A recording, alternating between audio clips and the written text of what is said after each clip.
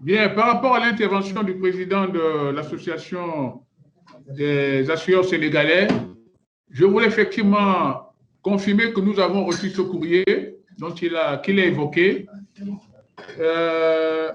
Nous avons eu des échanges au niveau du bureau. Nous reconnaissons la pertinence des arguments avancés par le marché gabonais par rapport au contexte. Et je crois que nous avons une réunion demain avec le marché où nous finaliserons, notre réponse définitive sera donnée.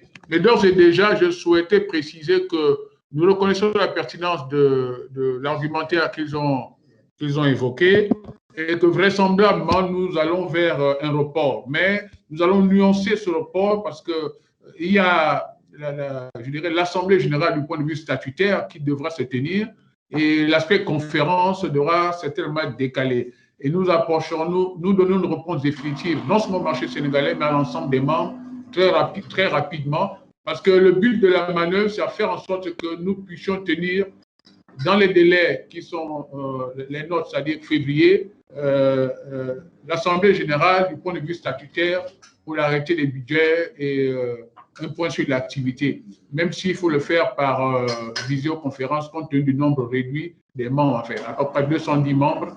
On est en train d'étudier la question par rapport à l'efficacité de ce type de communication. Mais voilà un petit peu notre réflexion et demain, nous aurons l'occasion de peaufiner notre entretien avec le marché sénégalais et de là, nous sortirons la position définitive du bureau pour la communiquer à l'ensemble des membres. C'est ce que je voulais ajouter. Comme vous l'avez dit, la pandémie n'épargne aucune des composantes de notre écosystème. Et spécifiquement dans le secteur des assurances, il y aura des impacts au triple niveau du pilotage stratégique de nos activités. Comme vous l'avez aussi évoqué aussi dans nos relations avec les assurés bénéficiaires de contrats et aussi sur nos performances tant opérationnelles que financières. Au niveau du pilotage stratégique de nos activités, nous savons que l'assurance se développe par les investissements nouveaux, que ces investissements publics ou privés. L'investissement minime qu'il soit dans l'environnement socio-économique a des impacts sur le niveau des primes et sur la sinistralité. Nous avons noté au Sénégal les conséquences de la pandémie sur tous les projets en cours dans le domaine des infrastructures, comme dans celui de l'énergie et des investissements. Ces impacts seront cependant modulés selon que la pandémie est passagère ou qu'elle est appelée à durer plus longtemps. Comme vous le savez, au Sénégal, il y avait des projets importants dans l'énergie avec les découvertes de pétrole. Et nous avons vu des contrats qui ont été annulés ou qui ont été différés et reportés. C'est le premier impact vraiment important sur l'économie et par conséquent sur l'assurance. Le secteur des assurances sera donc forcément touché et certainement très lourdement, aussi bien par les effets directs de la pandémie que par les rebonds découlant de la forte connexion entre l'assurance et toutes les autres composantes du tissu économique et social de notre pays. Tous les segments de l'assurance seront affectés.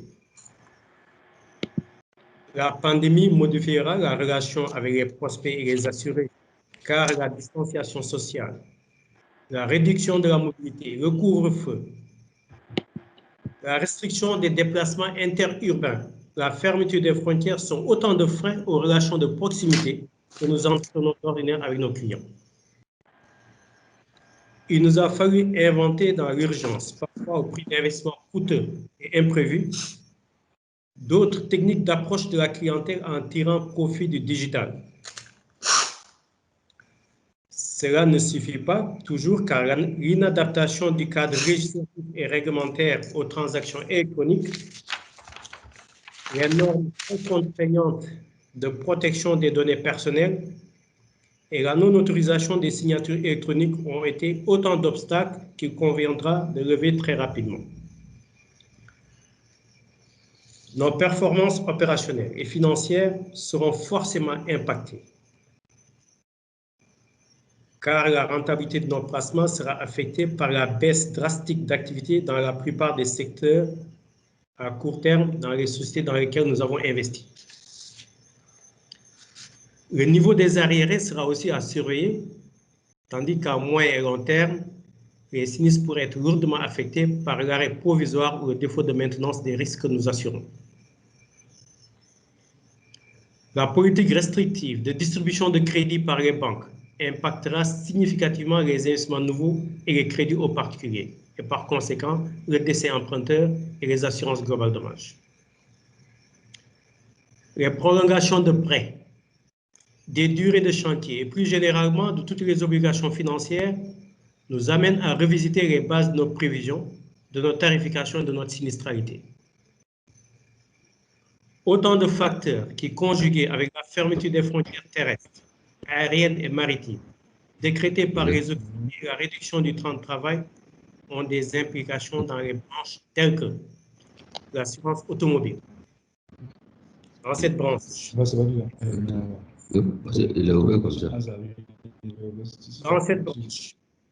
et surtout les transports publics de voyageurs, avec la restriction du transport interne, les conditions sont pour la plupart obligés de suspendre leur assurance du fait de nouvelles conditions d'exploitation édictées par l'autorité. Qui gèrent des flottes automobiles assez importantes risquent de ne pas renouveler leur contrat qui arriverait à échéance, ce qui impacterait à la baisse les performances de la branche automobile, telles que les sociétés de transport. Nous en avons connu. L'assurance au voyage. Dans ce contexte particulier, les voyages sont annulés ou reportés et les souscriptions et relatives sont suspendues. L'assurance transport. Les assurances de marchandises importées peuvent avoir une tendance baissière. La branche dommages et responsabilités. L'exécution des contrats au niveau de cette branche en place devrait en aucun cas poser de problème majeur si l'événement garanti se réalisait. Cependant, les affaires nouvelles, la baisse d'activité pourra être constatée dans certains secteurs comme le transport, les BTP, les importations, les événements sportifs culturels, etc., entraînant forcément des conséquences sur l'exécution de certains contrats en cours et les souscriptions d'affaires nouvelles. Par ailleurs, il revient dans beaucoup de déclarations les termes comme perte d'exploitation ou manque à gagner suite au confinement. Dans la plupart des cas, il s'agit de pertes non consécutives à un dommage garanti, donc perte d'exploitation sans dommage. Dans l'assurance perte d'exploitation, comme vous le savez, l'assurance garantit les conséquences pécuniaires induites par la réalisation d'un risque de dommage qui l'a couvert. La branche aviation. Certaines compagnies du marché qui sont dans cette branche sont fortement impactées du fait de l'immobilisation des aéronefs et de la restriction des voyages. Pour dire qu'au stade actuel, nous ne pouvons pas nous aventurer à communiquer des chiffres. Nous attendons cependant d'avoir tous les agrégats pour déterminer les impacts chiffrés liés à la COVID-19 sur le secteur de l'assurance. Voilà, monsieur le modérateur, brièvement présenté l'impact de la COVID-19 sur le secteur des assurances au Sénégal. Je vous remercie. Merci infiniment, monsieur Niane, et merci d'avoir permis de rattraper un peu le temps. Monsieur Bakayoko, je vous donne la parole pour discuter de la Côte d'Ivoire. Si vous pouvez compresser un tout petit peu, ça nous permettrait de regagner du temps, mais vous avez la parole pour nous parler du marché ivoirien face au Covid. Monsieur Bakayoko? Vous avez le document à l'écran?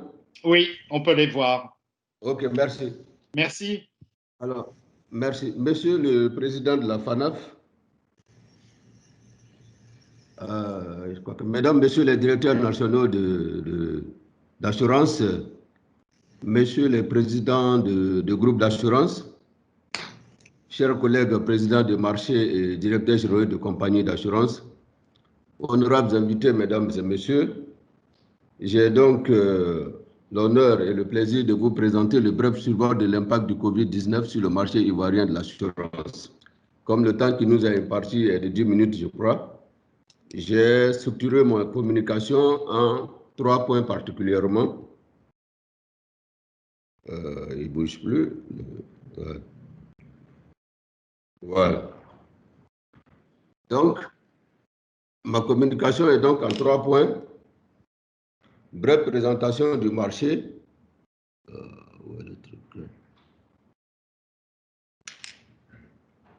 Voilà, la brève présentation du marché ivoirien, comment le bureau exécutif a réagi à la survenance de la pandémie et enfin quels ont été les impacts sur nos activités en Côte d'Ivoire.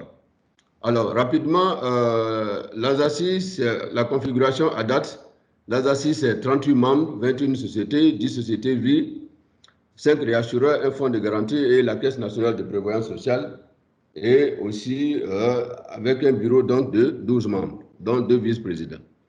Alors, rapidement, le chiffre d'affaires de la société d'assurance, des sociétés d'assurance de Côte d'Ivoire au 31 décembre, c'est à peu près 390 milliards au 31 décembre 2019 et au 31-12-2018, 360 milliards, soit un taux de croissance de 8,4% en 2019. Il faut voir que ce chiffre d'affaires s'est réparti entre activités vie et non-vie de la manière suivante. 168 et 43% pour la vie, soit un peu plus de 168 milliards, et 57% pour la non-vie, soit un peu plus de 221 milliards. Alors, comment le bureau exécutif a réagi à la survenance de la pandémie Covid-19? Alors, dès le départ, je pense que nous avons tous pris conscience que ce n'était pas une mince affaire. Et rapidement, donc, le bureau a mené un certain nombre d'actions. Et nous avons réagi selon 2 axes principalement. C'était d'abord l'axe de la communication et un peu l'axe du social. Sur le plan de la communication, donc, nous avons instauré des réunions chaque 2 semaines du bureau exécutif par vidéoconférence. Donc, chaque 2 semaines pour suivre l'évolution de la situation, faire le point et puis informer régulièrement nos membres par l'envoi systématique de comptes rendus de ces réunions-là. Et nous avons aussi instauré des recommandations aux membres. C'était d'abord des mesures de prévention sur le plan de la continuité du service et puis l'harmonisation des réponses des assureurs à la clientèle pour la prise en charge de certains sinistres liés au Covid pour éviter des problèmes de communication entre assureurs. Et puis sur le plan social, alors c'était le don de 100 millions à notre ministère de tutelle, nous l'avons fait, et sans oublier aussi les initiatives individuelles de compagnies d'assurance, de groupes d'assurance qui ont eu aussi à faire des dons. Et il y a eu un aspect qui est passé inaperçu pourtant, qui pour nous, les assureurs vie, se chiffrait entre 2 milliards et 3 milliards en termes de manque à gagner, de primes d'assurance vie. En effet, l'APBF, l'association des professionnels des banques de Côte d'Ivoire, nous avait demandé de l'accompagner à accompagner dans le cadre des reports d'échéance des prêts en faveur de leurs clients de ces emprunteurs. Nous avons fait l'étude, nous avons accepté de les accompagner et cela se chiffrait à peu près en termes de manque de primes à gagner en 2-3 milliards selon les échéances, la durée de report des échéances, en 3 ou 6 mois. Donc ça, c'était une action quand même qu'il fallait souligner. Alors maintenant, quel a été l'impact de la pandémie sur les activités des membres de l'ASACI? Comme disait tout à l'heure, je crois que Souleymane l'a dit, de manière générale, les impacts de la pandémie sur notre secteur sont certains et nombreux. Et c'est pratiquement la même chose partout. Je pense que tout à l'heure, le président Souleymane en a égrené. C'est à peu près la même chose. C'est notamment le ralentissement de la croissance du chiffre d'affaires. Moi, je vais en citer quelques-uns et je vais me concentrer sur l'impact principal sur nos productions en termes chiffrés. Alors, il y a le ralentissement de la croissance du chiffre d'affaires, l'augmentation des prestations de certaines branches, l'apparition de nouvelles charges liées aux soucis de protection des salariés et au maintien de nos activités et la baisse des produits financiers du fait du durcissement du marché financier. Quand nous regardons notre marché particulièrement, au-delà des causes générales, je pense que pour nous, ça peut résulter en partie de l'isolement d'Abidjan de l'intérieur du pays. Ça a créé beaucoup de problèmes, le fait qu'Abidjan soit isolé de tout l'intérieur du pays. Il y a eu aussi des mesures sanitaires décidées par le gouvernement un peu partout comme dans le monde. Et puis la désignation par le gouvernement de certaines cliniques privées pour la prise en charge des malades du Covid, ce qui a certainement entraîné une hausse des prestations pour certains assureurs santé. Voilà. Et puis, bon, rappelle quelques statistiques quand même. Aujourd'hui, à date, nous avons 21 100 cas de contamination, 20 777 guérisons et 129 décès, soit un taux de 0,6% de décès. Voilà. Maintenant, quel a été l'impact? Alors, j'ai dit que tout à l'heure, on va quand même essayer d'évaluer une évaluation chiffrée des impacts de la pandémie sur le chiffre d'affaires, c'est-à-dire notre activité principale de production. Alors, pour ce faire, nous avons procédé de la manière suivante. On a conçu un template de collecte d'informations nécessaires à l'étude d'impact. Donc, nous avons envoyé à nos membres un template qui comportait 3 parties. La première partie, c'était, comment on appelle, les garanties, si la pandémie était exclue des garanties de nos compagnies. Donc, chacun a répondu. Ensuite, la deuxième partie, c'était pour voir un peu l'impact, c'est-à-dire la diminution du chiffre d'affaires de 2019 par rapport à nos prévisions de 2020 et aussi la diminution ou bien l'impact par rapport au budget qui avait été fait en début d'année. Donc, nous avons demandé tous ces éléments aux compagnies de façon globale et par branche. Ensuite, nous avons analysé et commenté ces données selon le tableau que vous présentez maintenant. Vous voyez, ce tableau donne pour chaque société, donc, quel a été l'impact global sur ses prévisions 2020 et par rapport à 2019. Tant globalement, ça c'est la deuxième colonne donc, du tableau, globalement, et les 6 colonnes d'après, c'est donner les noms des activités. Bon, ici, on n'a pas voulu donner de noms et ni de chiffres parce que, bon, la confidentialité des chiffres fait que nous avons raisonné qu'en pourcentage. Donc, et les activités, par exemple, pour l'IRD, c'était la santé, l'auto, le risque incendie, transport, la responsabilité civile et autres risques. Voilà. Donc, chaque compagnie, nous avons donc ces données-là qui nous permettent de voir un peu la variation, l'impact sur les prévisions et les réalisations au 31 décembre 2019. Alors, l'analyse des données collectées a donné suivant. D'abord, en activité IRD. Pour les compagnies IRD, 89% des sociétés IRD n'atteindront pas leur prévision de chiffre d'affaires 2020 avec une baisse variant de 3 à 32%. Voilà ce qui sort de l'analyse. Et 60% des sociétés IRD, en termes de chiffre d'affaires, feront moins que l'année dernière avec des taux de baisse allant de 5% à 20%. On est d'accord. Et les branches les plus touchées sont les branches transport et le taux avec des taux d'impact allant de 5 à 85% pour la branche transport et 30 à 33% pour l'automobile. Pour l'activité vie, 30% de sociétés vie n'attendront pas leur prévision de chiffre d'affaires 2020 avec une baisse variant de 5 à 27% et 20% de sociétés vie en termes de chiffre d'affaires feront moins que l'année dernière avec des taux de baisse allant de 5 à 10%. Et ici, la branche touchée, c'est la branche individuelle particulièrement. La branche individuelle, la branche collective a été moins touchée du fait des difficultés de recouvrement des primes récurrentes pour les contrats individuels et la forte réduction de la mobilité de nos agents mandataires qui font du porte-à-porte. Du coup, c'est la branche individuelle qui a été la plus touchée. Donc, vous voyez que pour le chiffre d'affaires, nous avons pu donc chiffrer les choses de façon plus précise. Et en résumé, qu'est-ce que je dirais? Que globalement, le marché n'a pas été épargné par la crise, comme tous les marchés d'assurance.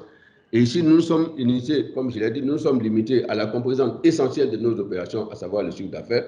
Pour le temps qui nous était donné, on ne pouvait pas tout voir. Et l'impact a été plus fort pour les sociétés non-vie, notamment les branches transport et automobiles. Et une étude approfondie qu'il faudra peut-être faire pour voir quel a été l'impact réel sur tous les aspects de nos opérations, les prestations, le placement, les frais généraux, le capital humain, qu'il faudra peut-être faire en fin d'année lorsque tous les chiffres d'exploitation seront disponibles. Alors pour nous, il y a eu deux leçons majeures. La première, d'abord, c'est la nécessité d'accélérer le processus de digitalisation de nos opérations. Il y a le chamboulement de nos processus de gestion du capital humain et par conséquent la nécessité de restructurer la fonction RH dans nos entreprises. Ça, c'était... Et en conséquence, je pense que, et c'est par là que j'ai terminé, nous devons réinventer notre approche stratégique de tout ce que nous faisons. Je vous remercie. Oui, bonjour. Monsieur le Président de la FANAF, messieurs les directeurs nationaux des marchés, messieurs les présidents et directeurs généraux de compagnies d'assurance. Je suis Célestin Tazoukon, secrétaire exécutif de la SAC, l'Association des sociétés d'assurance du Cameroun. Alors, une brève présentation de l'impact de la COVID sur le marché camerounais. J'espérais pouvoir prendre sur mon ordinateur portable, ce qui fait que j'ai traîné un peu. Vous m'entendez? Oui, allô? Attendez, ça va être d'abord M. Tazokong pour 5 minutes, puis M. Makongile, OK? Très bien. Allons-y. M. Tazokong, vous pouvez reprendre la parole. Et donc, là, j'ai dû prendre le relais sur mon téléphone portable. Vous n'aurez pas la présentation en direct. On l'enverra par la suite au secrétariat de la FANAF. Alors, le marché camerounais des assurances, c'est 28 compagnies, dont 17 compagnies non-vie et 11 compagnies vie, 3 représentations de compagnies de réassurance, plus d'une centaine de sociétés et bureaux de courtage. Le chiffre d'affaires représente 1% du PIB et les placements 2% du PIB pour plus de 1600 emplois directs. Alors, au niveau du contexte national, pour ce qui est de la COVID, les premiers cas ont été enregistrés en début mars 2020. On compte à ce jour environ 22 583 contaminations pour un peu plus de 400 décès. Les secteurs les plus impactés sont le secteur du transport, le secteur du tourisme, de la restauration, de l'hôtellerie et des grands projets. Alors, une fois que la pandémie a été effectivement déclarée, le bureau exécutif de la SARC s'est réuni régulièrement et à un rythme de 2 réunions par mois pour évaluer l'impact et mettre en place des mesures sectorielles pour contrecarrer, pour diminuer l'impact. Alors, 2 évaluations ont été réalisées à fin juillet, donc l'évaluation à fin mars, l'évaluation à fin mars et l'évaluation à fin juin. Les données qui vont être présentées sont les données de l'évaluation à fin juin. Alors, l'impact sur les activités au terme du premier semestre 2020 est de 36% des compagnies ont estimé que cet impact s'est aggravé. 36 autres compagnies ont estimé que l'impact s'est atténué, ça c'est à fin juillet, et 28% ont estimé que l'impact s'est stabilisé. Au niveau du chiffre d'affaires, 28% des compagnies ont enregistré un chiffre d'affaires en hausse, pendant que 21% des compagnies ont enregistré un chiffre d'affaires stable. 7% des compagnies ont enregistré un chiffre d'affaires en baisse entre 0 et 10%.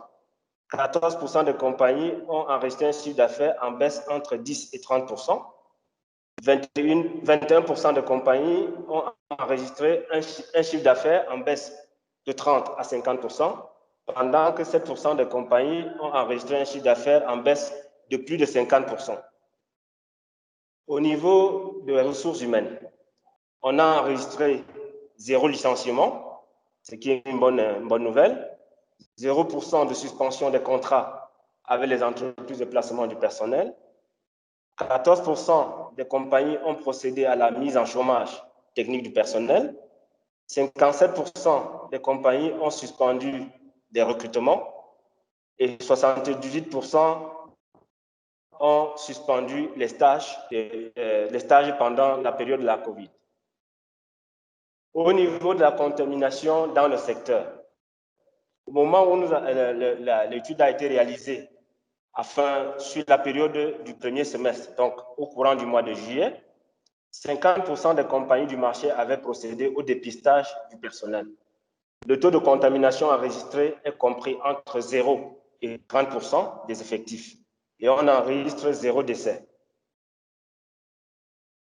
Au niveau des mesures d'allègement mises en place par le gouvernement et certaines à la suite de la demande des assureurs, on enregistre que 85% des compagnies du marché estiment que ces mesures sont respectées par les administrations concernées qui sont chargées du suivi de ces mesures-là. Et 35% des compagnies ont bénéficié de ces mesures, en fait, certaines de ces mesures. On note néanmoins que 29% des compagnies du marché estiment subir des pressions fiscales nonobstant la crise sanitaire. Alors, parmi les mesures que l'administration, le gouvernement de la République a mis en place, on peut noter la suspension au titre du deuxième trimestre 2020 des vérifications générales de la comptabilité. On peut également enregistrer le report du délai de dépôt de la DSF sans pénalité en cas d'acquittement du solde correspondant. Donc, en conclusion, on peut noter qu'un impact à ce jour et à venir important sur l'économie dans son ensemble et par conséquent sur le secteur des assurances, on relève avec satisfaction qu'aucune compagnie n'a procédé au licenciement du personnel et on note également un retour de la quasi-totalité des effectifs mis en télétravail à ce jour. Une des leçons majeures tirées des ajustements organisationnels opérés par les compagnies est la nécessité d'accélérer et de densifier la digitalisation des processus métiers. S'agissant des conséquences sur la sinistralité, le marché camerounais en a fait une exclusion de principe, donc a fait de la pandémie de la COVID-19 une exclusion de principe, en laissant l'application aux compagnies en fonction des clauses contractuelles spécifiques et de la stratégie commerciale. Il convient de noter que les assureurs ont participé à la lutte contre la COVID au plan national à hauteur de 300 millions, dont une contribution de 132 millions au fonds spécial irrelatif mis en place par le gouvernement. Merci pour votre aimable attention. Merci beaucoup. Merci beaucoup, M. Tazokong. M. Makangile, vous pouvez prendre la parole pour 5 minutes et nous allons essayer de rattraper le temps que nous avons en retard pendant le panel que je vais faire tout de suite après. M. Makangile. Merci, bonjour. Bonjour. Bonjour, merci à tout le monde d'être présent aujourd'hui. Je voulais faire mes salutations à l'endroit de tous les participants. Et pour vous présenter aussi la situation du Mali. Vous avez dit 5 minutes, c'était prévu plus que ça, mais je vais essayer de condenser au maximum pour être dans les 5 minutes. Je suis désolé, mais on a pris du retard et je suis Non, mais c'est pas grave. J'ai la chance, en tout cas, merci à tout le monde. J'ai la chance d'intervenir après tout le monde, ce qui me permet d'éviter de répéter les mêmes choses, puisque vous avez fait une belle présentation de la situation mondiale et en même temps, les 3 collègues qui sont passés avant moi ont fait une présentation de leur marché, et sachant que nous sommes confrontés tous pratiquement à la même réalité, à des degrés différents, il y a des similitudes d'un pays à un autre. Je voudrais, juste pour ce qui concerne le Mali, dire que nous sommes sur un marché où il y a 13 acteurs. Il y a une compagnie d'assurance, de micro-assurance, une petite compagnie de micro-assurance et 3 compagnies vie qui interviennent sur le marché. Et l'exercice 2020 a commencé très bien chez nous, et sachant que le Mali fait partie des pays qui sont entrés dans la situation de crise sanitaire un peu en retard par rapport aux autres pays de la sous-région, ce qui a fait qu'on avait déjà quasiment terminé le premier trimestre avant que les premiers effets commencent. Aujourd'hui, la situation, déjà pour montrer la situation au pays, aujourd'hui 255 cas enregistrés au Mali, et sur ces chiffres-là, nous avons 24 personnes qui sont guéries de la COVID-19 et nous avons enregistré 145 décès. Et aujourd'hui, par conséquent, en termes d'actifs de malades, on a à peu près 1230 cas qui sont actuellement des malades enregistrés en cours de traitement. Et partant de là, l'impact au Mali, comme je l'ai dit tantôt, on est entré dans la crise sanitaire un peu en retard par rapport aux autres, mais nous avons aussi subi les mêmes conséquences avec les mêmes mesures qui ont été mises en place par le gouvernement pour pouvoir prévenir les dégâts par rapport à cette pandémie, parmi lesquels il y a certainement le couvre-feu. On n'a pas connu de confinement comme dans certains pays. On a été plutôt dans le cadre du couvre-feu et de la limitation des déplacements et des regroupements, selon le degré d'avancement de la pandémie. En termes d'impact, je voudrais expliquer qu'au niveau du Mali, l'impact il se situe sur un plan macroéconomique et sur un plan spécifique au marché de l'assurance. Sur le plan macroéconomique, il faut noter que nous avons quand même, il est prévu une baisse de la croissance économique qui s'accompagnera d'une augmentation de la pauvreté. La croissance économique qui était est actuellement revue à 0,9% pour la fin de l'année, et ce qui va mettre à peu près 500 000 personnes, 500 000 Maliens un peu dans la pauvreté. Et l'une des conséquences au niveau macroéconomique, c'est aussi l'endettement plus important de l'État et un retard dans les progrès pour les investissements et le développement durable. Sur le point spécifique du marché, peut s'analyser sur différents aspects. Si je dois résumer, on va dire que le premier impact pour nous, c'est la baisse de productivité. Parce que le couvre-feu, la limitation, les différentes mesures de faire tourner le personnel, de mettre en congé technique certains employeurs, ont fait qu'on a enregistré une baisse importante de productivité sur une période assez longue. Et à cela s'ajoute la limitation de la mobilité du personnel. Pour les commerciaux de la vie, on avait une limitation de la mobilité qui a impacté aussi la production au niveau de la vie. Le deuxième impact se trouve au niveau de l'augmentation des frais généraux qui se présente sous deux angles. Nous avons d'un côté les différentes dépenses de frais généraux pour répondre aux mesures sanitaires, de prévention et de sécurité. Nous avons aussi la contribution aux frais au fonds Covid spécial, où le marché a contribué pour 100 millions globalement ensemble, sachant que à côté aussi, certaines sociétés ou certains groupes ont aussi apporter une contribution supplémentaire pour le gouvernement dans le cadre de la lutte contre la COVID-19. Cela va engendrer une augmentation.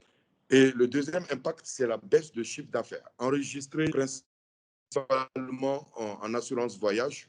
Étant un pays où il y a beaucoup de voyages, on a un chiffre d'affaires en assurance voyage qui est devenu quasiment nul depuis que la pandémie a commencé. Nous avons aussi des difficultés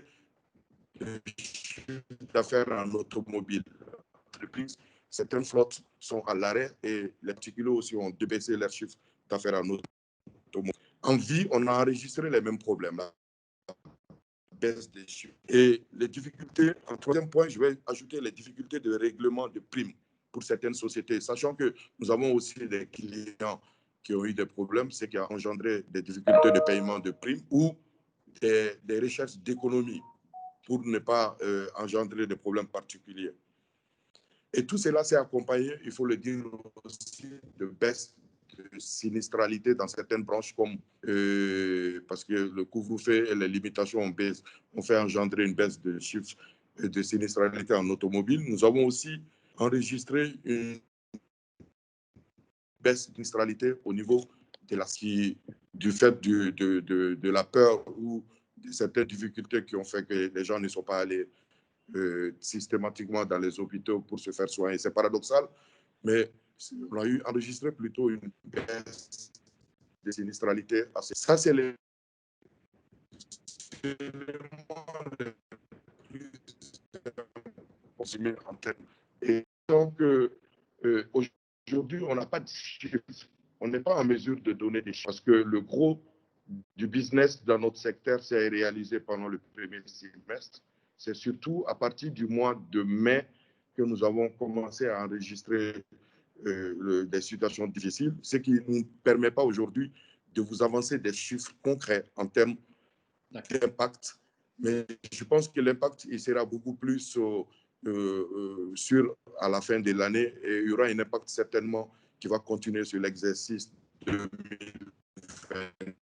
Deuxième vague qui commence dans certains pays, l'augmentation des cas en Afrique. Les participants, pour répondre à votre recommandation de faire un résumé, que je voulais dire par rapport à ça, en finissant mes propos par deux recommandations. Une recommandation, même si ce n'est pas à l'endroit de la FANAF. On ne vous entend pas. Une étude. Allô? Oui, vous aviez disparu. Allez-y, finissez par ça et on passe à voilà. Je voulais finir mes propos par deux recommandations. La première est à l'endroit de la FANAF. Après avoir étudié les impacts de Covid, la suite logique serait de mener les réflexions pour comment partager les best practices et faire initier une étude pour booster le chiffre d'affaires ou au moins conserver nos acquis en période de Covid parce qu'on en a pour 1 an ou 2 ans encore. Et la deuxième recommandation, c'est à l'endroit de la CIMA. Compte tenu de la baisse du chiffre d'affaires et de tout ce qu'on est en train d'analyser, il serait utile d'envisager de prolonger l'allongement à 3 ans du délai d'augmentation de la dernière tranche du capital social ou à défaut de le supprimer. Et je suis porte-parole et je tiens à préciser ces deux recommandations à l'endroit de la FANAF et de la CIMA. Merci pour votre attention. Merci infiniment. Alors, je vais demander à toutes celles et tous ceux qui ne sont pas des speakers dans le prochain panel d'enlever leur caméra, s'il vous plaît. Et je vais appeler, donc, nous allons maintenant passer au panel. Nous sommes en retard, donc ce que nous allons faire, on va réduire l'heure de la pause déjeuner qui sera de 10 ou 15 minutes et on diminuera le temps pour les questions de 5 minutes, comme ça on rattrape les 20 minutes de retard que nous avons. Nous allons maintenant passer au panel qui porte sur gérer la lutte contre la pandémie, mise en place des outils de lutte et de contrôle, y compris numérique, mobile, données et le rôle des assureurs. J'appelle donc dans ce panel Madame Christina Stéphan, Monsieur Gayo Diallo, Monsieur Moustapha Azayez et Monsieur Dominique Billy, que je vois qui est connecté déjà. Dans ce panel, je souhaite que nous puissions évoquer et discuter autour des questions avec 4 grands axes qui sont d'abord comment l'utilisation des technologies numériques, en particulier des données ont été utilisées pour contrôler et gérer la pandémie, l'interaction entre l'écosystème des assurances, les scientifiques et les médecins et les pouvoirs publics pour contrôler et gérer la pandémie, le rôle de l'écosystème des assurances dans le contrôle et la gestion de la pandémie et les problèmes rencontrés par les assureurs du fait de la pandémie, et enfin, quelles sont les leçons à retenir de cette pandémie pour le futur. Ce que je voudrais, c'est que chacun des intervenants, en commençant par Madame Stéphan, peut-être, très brièvement se présente, puis nous commencerons par une question que je vous poserai. Madame Stéphan, est-ce que vous êtes connectée? Madame Stéphan? On va commencer par Monsieur Diallo. Si vous voulez vous présenter rapidement, quelques minutes. Vous êtes sur silence. Oui, voilà. Très bien. Donc, vous m'entendez? On vous entend. Très bien. Donc, Gayo Diallo, je suis enseignant-chercheur à l'Université de Bordeaux. Merci de m'inviter à participer à ce panel. Moi, je suis enseignant-chercheur en informatique de santé et je dirige une équipe de recherche dans le même domaine à l'Université de Bordeaux. Voilà. Merci beaucoup. Monsieur Moustapha Azayez, si vous voulez bien vous présenter. Bonjour, Monsieur Gorevitch, merci pour cette invitation. Bonjour à tous les participants et notamment les membres du bureau de la FANAF et le secrétaire général de la CIMA. Merci pour cette invitation. Je suis Monsieur Azayez, directeur général de Assurance Comar Côte d'Ivoire, donc compagnie du marché ivoirien et filiale du groupe Comar, un groupe d'assurance tunisien. Merci infiniment. Monsieur Ba, si vous voulez bien vous présenter. Oui, bonjour. Bonjour à tous. Amadou Ba, de la Mutuelle panafricaine de gestion des risques, African Risk Capacity. Je suis spécialiste en gestion des risques épidémiques et son financement pour cette organisation spécialisée de l'Union africaine. Merci bien pour l'invitation. Merci, c'est un plaisir. Monsieur Billy, est-ce que vous voulez bien vous présenter rapidement? Monsieur Billy, vous êtes sur silence. Vous m'entendez? Voilà, maintenant on vous entend. Ok, bonjour à tous, à toutes et à tous. Merci de l'invitation. Donc, je suis Dominique Billy. En très bref, je suis le fondateur tout récent du réseau AMENA, qui est un réseau panafricain présent dans les 54 pays africains. Et donc, j'ai l'honneur de participer à ce panel. Merci une fois encore de l'invitation. Merci. Madame Stéphane, est-ce que vous nous avez rejoint? Oui, je suis ici. Ah, Bonjour. parfait. J'avais un petit souci avec mon micro. Oui, je suis désolé, on a eu quelques soucis techniques. Mais allez-y, présentez-vous brièvement. Bonjour à tous, je suis Christina Stéphane et je travaille pour la Banque mondiale en ce moment. Je suis spécialiste en le financement des désastres et en particulier sur les épidémies et pandémies. Et avant de joindre la Banque mondiale, j'ai aussi travaillé sur des utilisations des risques. Merci infiniment. Alors, je vais vous poser une première question et je vais vous donner quelques minutes à chacun pour y répondre, qui est, je pense, une bonne question pour commencer. Quels sont, d'après vous, les principaux enseignements de cette crise pandémique pour chacun dans votre domaine, on dira. Puis après, on ira un peu plus dans les détails et je vous poserai un certain nombre d'autres questions. Si vous voulez, peut-être, Madame Stéphane, si vous voulez commencer, peut-être brièvement, votre vision sur quels sont les principaux enseignements de cette crise pandémique. Oui, merci pour me donner la parole. De mon point de vue, en fait, le premier enseignement qu'on a vu, c'est que même les pays qui, sur papier, enfin, de tous les indices de préparation, ont les meilleurs scores du monde, même si leurs systèmes de santé sont très bien préparés, ça ne suffit pas d'avoir les ressources qui sont mises dans les systèmes de santé pour bien répondre à une crise qui touche systématiquement tout le pays, les pays voisins et qui en fait paralyse le système médical tant qu'il n'y a pas une communication très très forte entre le gouvernement et les répondeurs qui sont au niveau provincial et local. Ça, pour moi, c'est le premier enseignement. Et deuxièmement, c'est que on avait tant parlé de crises, de pandémies, et c'était un événement qui était très éloigné de nous. Je pense que pour une fois, on a pris conscience qu'en fait, ces événements-là sont réels et ils se passent dans notre vie. J'avais bossé sur des produits assurance pour les entreprises et il y a quelques années. Et quand on allait les voir, les réponses étaient oui, mais les scénarios que vous montrez, comme quoi on va perdre beaucoup de revenus, sont assez catastrophiques et on n'a jamais vu. Je pense malheureusement, ça nous a montré qu'il y a un gros besoin de protection et un gros besoin de communication entre les gouvernements, les répondeurs et ceux pour lesquels on bosse, les plus vulnérables et démunis. D'accord, merci beaucoup. Monsieur Azaïez, puisque Madame Stéphane parlait des assureurs à la fin, on va sauter sur ça. À votre avis? En fait, le principal enseignement, c'est qu'en dépit de tout le développement que nous avons réalisé, effectivement, donc, dans tous les secteurs, je parle de l'humanité en tout entière, visiblement, on n'était pas préparé à cette crise. Effectivement, comme le dit Madame Stéphane, je pense que toutes les institutions, les États, et notamment les institutions universelles ou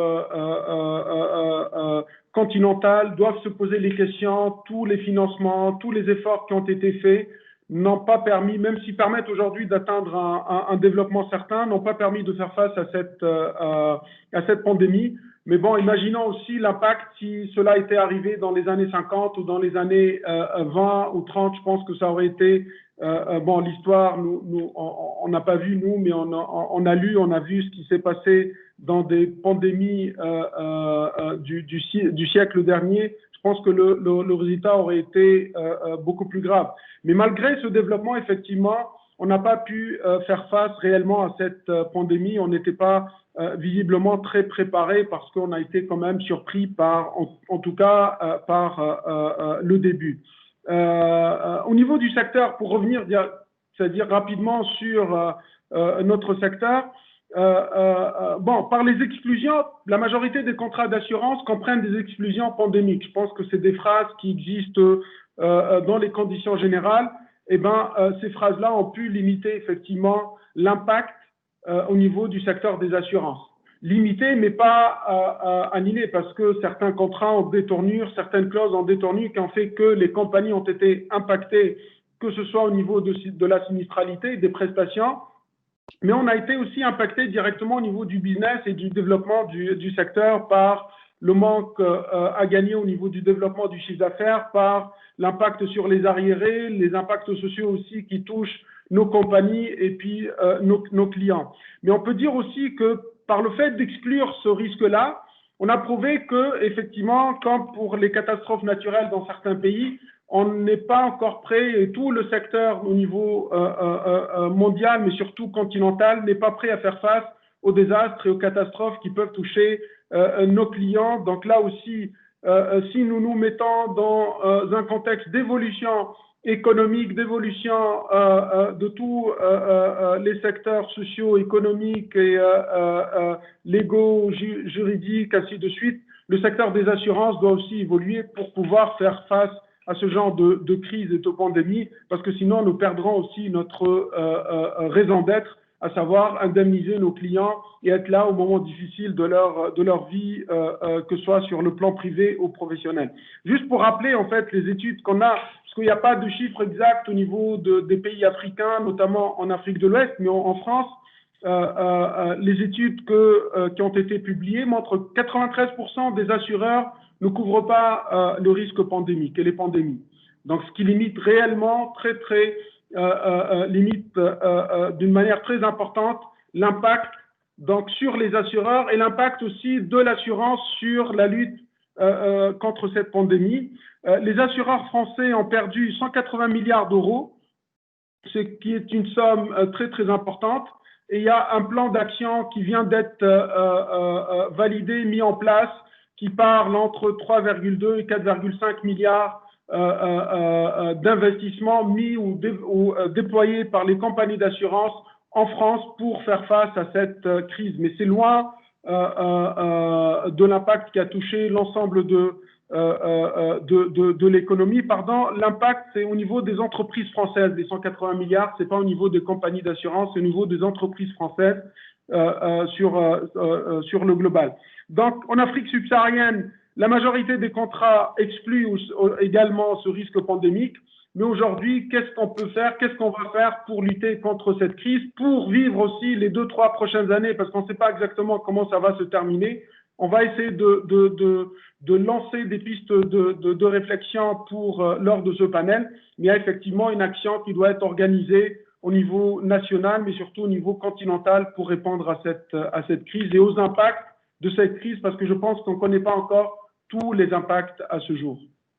Merci, M. Azaïas. Juste pour intervenir très rapidement, on peut se demander d'ailleurs, et on va en parler dans ce panel et d'autres panels, pourquoi on n'a pas prévu ce risque, puisqu'on savait, d'abord il y a eu d'autres cas d'épidémie, pas de virus respiratoire, mais d'autres cas d'épidémie grave en Afrique, en particulier Afrique de l'Ouest récemment. Et par rapport au risque d'épidémie de virus nouveaux respiratoires, on savait depuis déjà de nombreuses années qu'il y avait un risque réel de voir un de ces nouveaux virus avoir un impact fort. Et c'était prévu dans des éléments de politique stratégique des risques. On peut se demander pourquoi il y a eu cette surprise. Mais on va revenir autour de ça.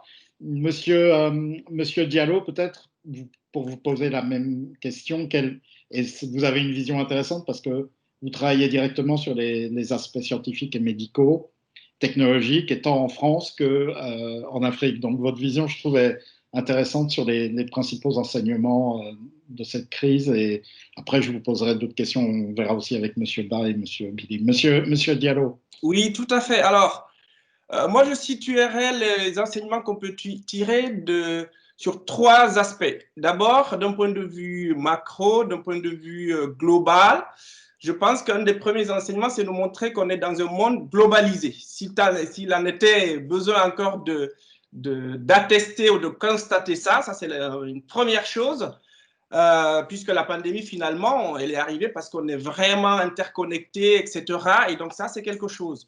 Deuxième aspect, toujours dans le monde macro, c'est le lien entre finalement humain et nature, parce qu'on a vu que finalement, on pense que c'est venu du monde, on va dire, de la nature. Donc, il y a une interconnexion plus qu'on ne le pense en réalité. Et puis, il y a aussi ce qui a été évoqué aussi bien par M. Saïef que Madame Stéphane, c'est l'aspect de la difficulté de prédire un certain nombre de pandémies, même si on a eu un historique, même si on pense avoir une expérience, et finalement, ça casse un certain nombre de certitudes, finalement, que nous avons, y compris les scientifiques d'ailleurs. Hein. Je pense que ça a bousculé, ça nous a bousculé en tant qu'humains, quoi. Voilà. Et puis, d'un point de vue pays, on peut dire que ça, c'est valable aussi bien en France que dans un certain nombre de pays, c'est la capacité finalement de résilience que nous avons, et puis parfois avoir des solutions frugales pour s'adapter aussi à la situation. Je pense que ça, c'est quelque chose à noter. Et d'un point de vue plus individuel, c'est toute la difficulté parfois que nous avons eu à gérer d'abord des problèmes de liberté personnelle versus santé publique, jusqu'où on place le curseur pour ne pas heurter nos libertés. On s'est habitué à un certain nombre de modes de vie, etc. Et pour autant, il faut nous sauver de cette pandémie. Il faut protéger des personnes. Parfois, il faut faire des choix difficiles entre des personnes, on va dire, du troisième âge versus des jeunes, etc. Donc voilà, il y a eu un certain nombre de questions, je pense, qu'ils se sont soulevés, et il faudrait qu'on y réfléchisse pour apporter des réponses. Voilà, pas seulement ponctuelles, mais dans la durée. Votre micro, M. Gourevitch. Votre micro, on ne vous entend pas.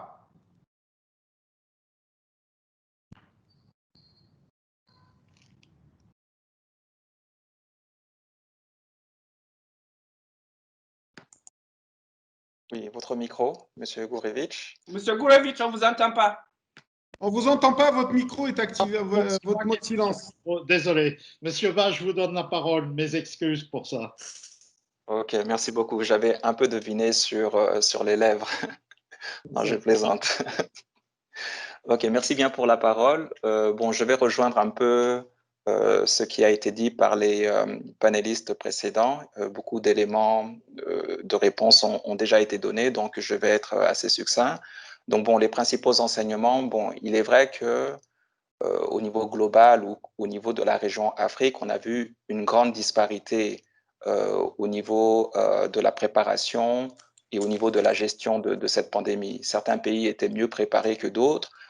Certains pays ont mieux géré cette crise sanitaire et économique par rapport à d'autres.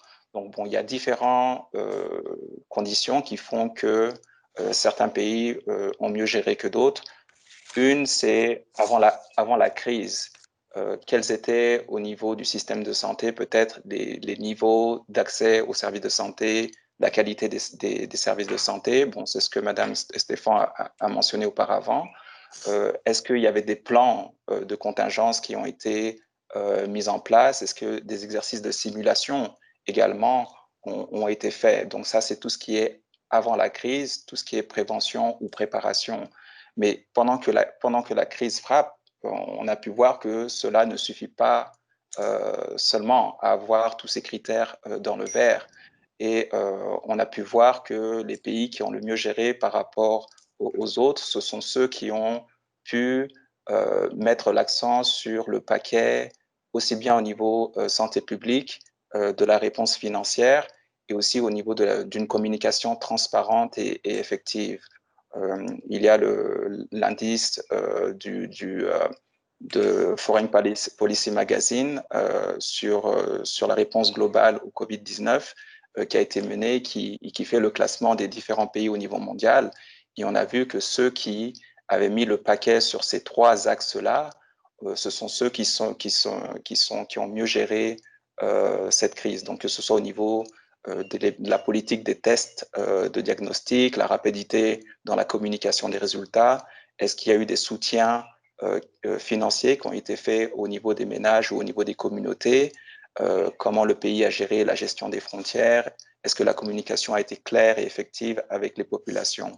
Donc ça, c'est un premier point. Le deuxième point, ça serait aussi pour que une gestion se fasse au mieux, il faut qu'il y ait l'adhésion des populations, l'adhésion des communautés par rapport aux mesures qui sont mises en place par le gouvernement. Donc là aussi, on a pu voir qu'il y a eu des disparités en fonction des différents pays par rapport aux réticences ou la manque de confiance par rapport à certaines directives du gouvernement.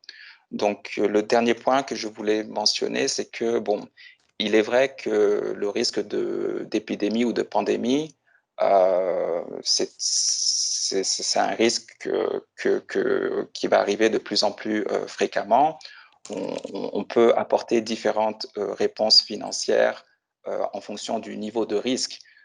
On a pu voir dans le contexte de la pandémie que l'impact, que ce soit social, économique ou sanitaire, est vraiment important. Donc là, il faudrait une combinaison d'instruments financiers qui sont aussi bien au niveau local, mais au niveau supranational, comme transférer le risque au niveau des marchés financiers. Donc c'est ce que la Banque mondiale fait à travers les obligations catastrophes. C'est ce que African Risk Capacity, l'organisation à laquelle je travaille, également se penche pour transférer le risque au niveau des marchés financiers pour des événements qui sont peut-être peu fréquents, mais dont l'impact est très important. Voilà, je terminerai sur cela. Merci.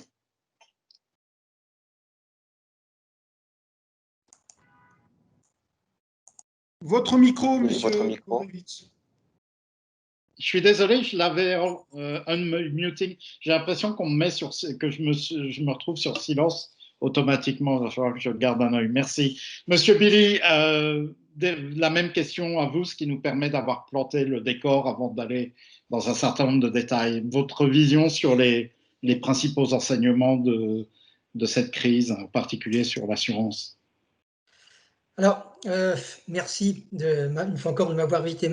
Ce n'est pas ma vision, mais c'est celle de beaucoup de mes collègues du réseau AMENA. Donc, c'est une vision panafricaine et européenne, puisque je suis français, mais j'ai fondé un groupe africain. En dehors des dégâts économiques qui ont été relevés par les différents panélistes avant moi, j'ai relevé 3 enseignements principaux de cette crise. Enfin, nous avons relevé, pardon. Le premier, comme le soulignait M. Diallo en parlant du macro, M. Diallo a dit que nous étions confrontés à un problème global, évidemment, mais j'y ajouterais que nous y avons répondu d'une manière locale. Et ça, pour moi, c'est un enseignement problématique.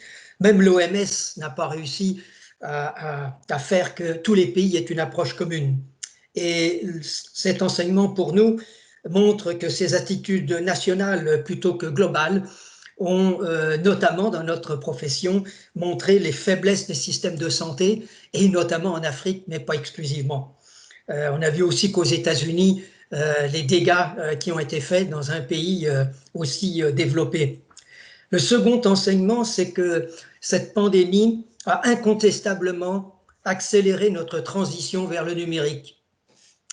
Je crois que notre profession, pour y revenir, je descends un peu dans l'analyse micro maintenant, va impacter plusieurs domaines dans notre profession de l'assurance, le commercial, le management, l'organisation, la technique. On y reviendra. Et le dernier enseignement que je tire, pour une analyse encore plus micro, c'est que cette pandémie, selon nous, a accentué la place que devrait occuper le risk management. Le risk management doit être développé en Afrique.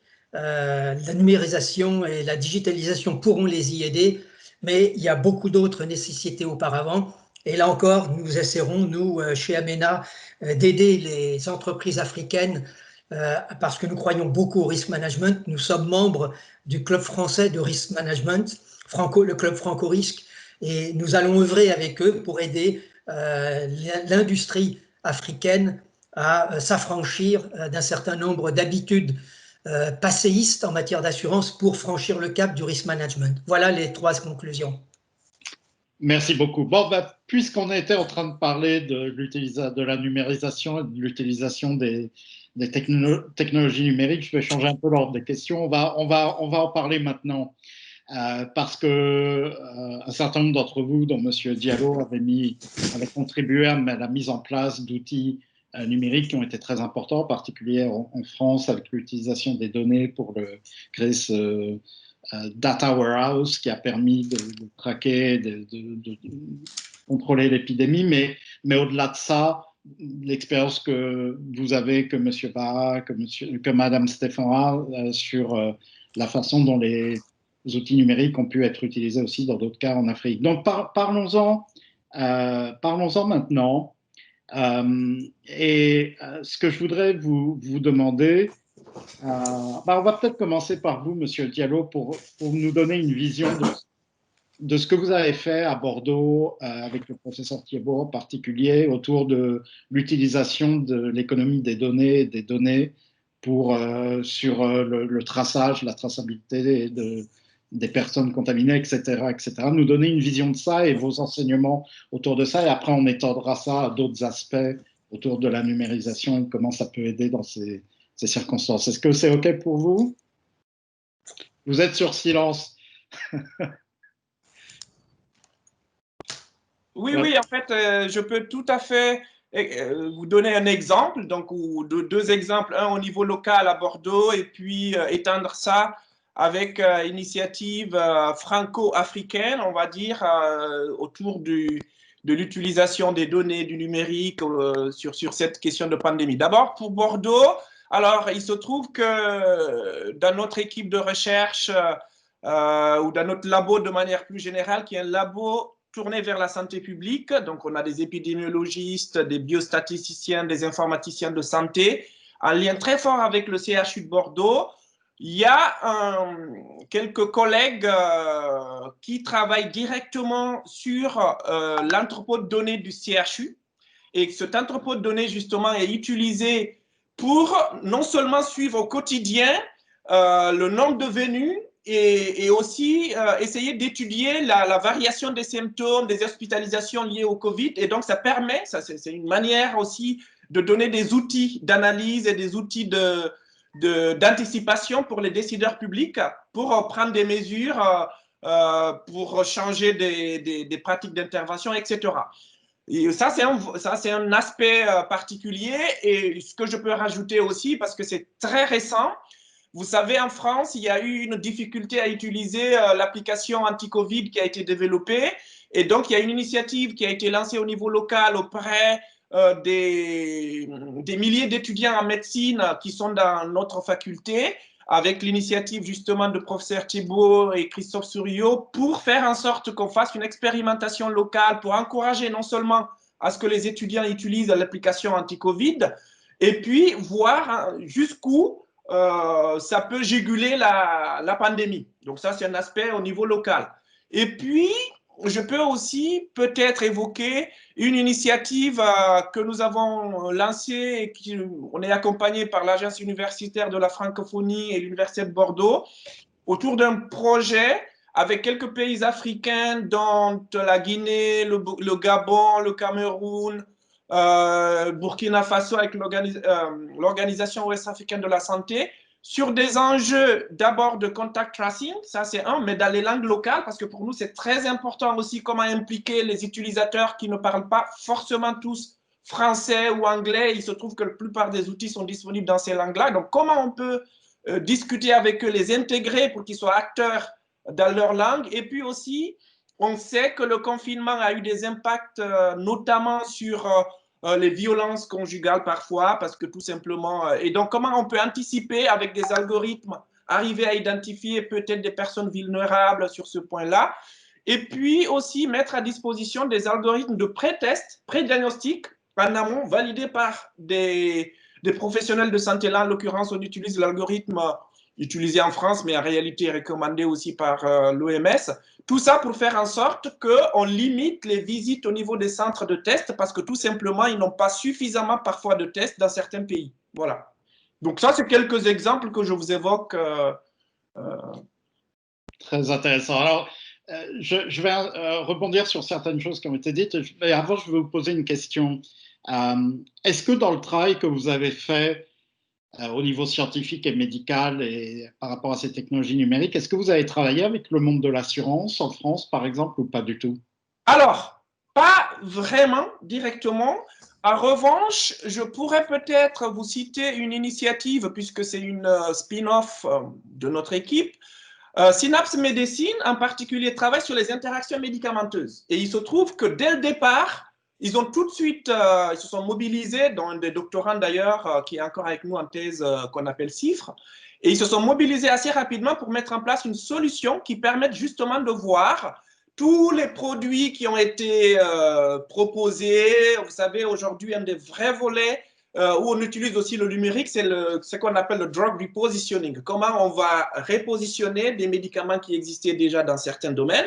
Et du coup, un des enjeux, c'est de voir aussi s'il y a des interactions médicamenteuses. Donc, il y a une plateforme qui est mise en ligne, en lien avec l'ANSM, l'Agence nationale française pour le suivi des médicaments, pour voir les interactions. Donc ça, je peux vous dire ça, et qu'en plus, il y a un lien fort des mutuelles de santé autour de ça, puisque plus on évite des interactions médicamenteuses, mieux les gens se portent, et mieux, évidemment, les coûts de santé sont diminués.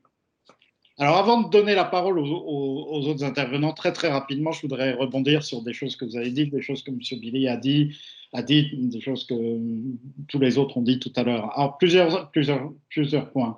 Premier point, et c'était contenu dans la présentation générale que j'ai faite sur l'aperçu tout à l'heure de ce qui s'est passé jusqu'à présent et des impacts du Covid. Un point qui, je pense, est vraiment essentiel, tourne autour de la communication et de la transparence. Alors, ce que vous avez dit, par exemple, sur les langues, savoir communiquer dans les langues qui ne sont pas forcément celles que parlent les gens est essentiel. Sans transparence, il n'y a pas d'adhésion possible de la population, des mesures souvent très difficiles. Ça a été un gros problème qu'on a connu en Grande-Bretagne, avec une communication extrêmement, confuse de la part du gouvernement, qui a conduit à de vrais problèmes. Deuxième élément, c'était très intéressant quand M. Billy parlait du fait que nous ayons géré, que les pays aient géré ça trop au niveau national, pas assez au niveau régionaux et internationaux. Vous avez cité l'exemple des États-Unis, qui est un État fédéral, ça peut être le cas du Brésil aussi, où c'est catastrophique, du fait de manque de réactivité, entre autres du gouvernement fédéral, mais aussi d'un certain nombre d'États. Vous avez le cas contraire, qui est celui de l'Allemagne, qui est un État fédéral, et dans lequel, mais il y en a d'autres, l'Autriche aussi, dans lequel, au contraire, la structure fédérale a profondément aidé, d'après les experts, c'est pas moi qui le dis, une meilleure gestion de la situation de contrôle du Covid, du fait de la coopération entre les différents échelons et du rôle des lenders qui sont au plus près des personnes. Donc il y a eu une meilleure coordination, et la structure fédérale, semble-t-il, en Allemagne, a permis une meilleure gestion, un meilleur contrôle, et on voit ça dans les chiffres de manière très claire. Alors, il y a d'autres raisons, il y a aussi plus de budget pour la santé, il y a une politique peut-être un peu plus, on va dire, et puis il y a peut-être aussi des pratiques culturelles qui permettent aux gens d'accepter des choses. C'est la même chose d'ailleurs en Corée du Sud, que certains pays auront du mal à accepter en termes de limitation des libertés, etc. Donc je voulais juste pointer un peu ces aspects-là. Madame Stéphane, Monsieur Ba, et vous pouvez intervenir aussi, Monsieur Diallo, là-dessus.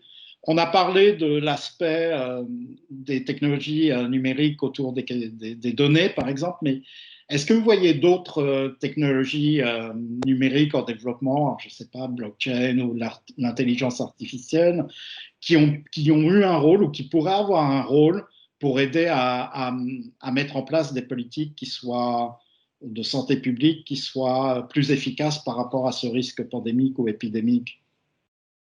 Madame Stéphane, peut-être pour commencer, Monsieur Barr, après ça. Oui, sûrement. Merci, Monsieur Gorevic. Je dirais, je vais commencer par dire que je me permets de vous interrompre. Je vous donne la parole parce que vous avez travaillé en particulier avec une société, je ne devrais pas faire de publicité, mais allons-y, qui s'appelle Metabiota, voilà. Qui fait des choses très intéressantes en termes d'utilisation des données d'intelligence artificielle pour traquer et trouver le développement de nouvelles épidémies et pandémies à travers le monde. Donc, c'est un exemple peut-être là où on peut avoir des utilisations de technologie. Voilà, je vous redonne la parole. Oui, parfait. En fait, j'allais aller exactement dans ce sujet-là. Je trouve que l'épidémie, la pandémie qu'on vit maintenant, nous a appris le pouvoir des données, et nous a appris comment il est important de savoir en temps réel, le plus possible, de tout ce qui se passe et des changements.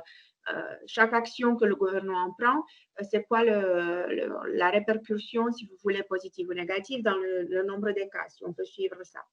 Et juste pour dire qu'avant cette épidémie, le monde n'avait pas et n'a pas toujours une base de données commune et accessible comme un bien public de tout ce qui est donné sur les épidémies antérieures. On ne peut pas apprendre comment une maladie a été tuée, si vous voulez, donc c'est bien fini. Si on ne voit pas comment ça s'est développé, d'où ça a commencé, quand très précisément. La OMS met sur son site régulièrement, quand il y a une épidémie, n'importe laquelle, des rapports, mais ces rapports ne sont pas en format tabulaire. Donc, c'est très, très difficile à mettre tout ça dans des outils et à analyser immédiatement tout ce qui se passe. Et donc, je vois qu'il y a une grosse manque de ce point de vue en termes de données et que le monde pourrait bénéficier beaucoup plus d'avoir cette base disponible et gratuite pour tous ceux qui veulent faire des polices, des stratégies de lutte contre les épidémies sur ça. Donc, pour revenir à Metabiota, oui, effectivement, j'avais travaillé pour une compagnie qui est à San Francisco et ils sont parmi les seuls en ce moment qui se sont mis à regarder seulement les désastres de santé publique et à regarder de tous les coins. Donc, ils se sont mis à créer justement cette base de données que je viens de dire n'existe pas ou n'existait pas. Donc, ils tirent leurs données, pas que de la OMS, des fois les ressources locales qui sont malheureusement pas toujours en anglais ou en français, justement. C'est des ressources qui sont dans les langues locales, donc il faut aussi traduire, mais elles sont les meilleures données qu'on peut avoir en temps réel, des fois. La plupart des cas, oui, on peut aller vers la OMS, vers la CDC, qui est l'équivalent de la OMS aux États-Unis. Et eux, ils vont avoir aussi leur base de données. Mais juste pour vous dire, il y a un effort exceptionnel qui est fait. Il y a toute une équipe derrière de data scientists, de docteurs, des épidémiologues qui regardent ces données justement pour les mettre dans un format tabulaire qui peut être après utilisé pour créer une police d'assurance, pour créer un instrument financier qui protège les pays, les peuples, mais aussi justement pour comprendre comment ces maladies se développent.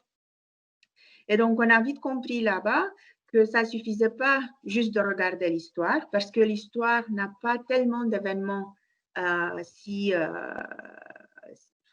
fréquentes, mais en même temps, on a toujours des soucis en tout ce qui est détection et surveillance des cas.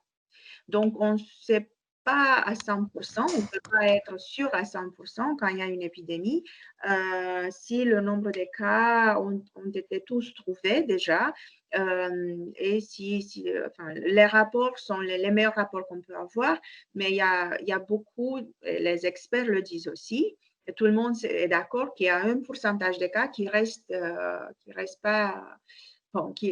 pas dans les données, dans les statistiques finales.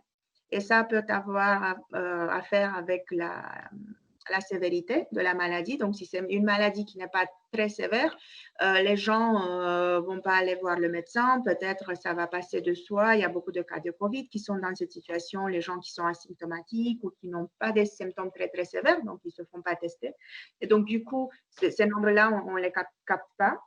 Et deuxièmement, il y a beaucoup d'endroits où c'est très difficile d'aller et à faire vraiment le bon compte. On a vu ça un peu pendant l'épidémie de Ebola de 2019 en RDC, malheureusement.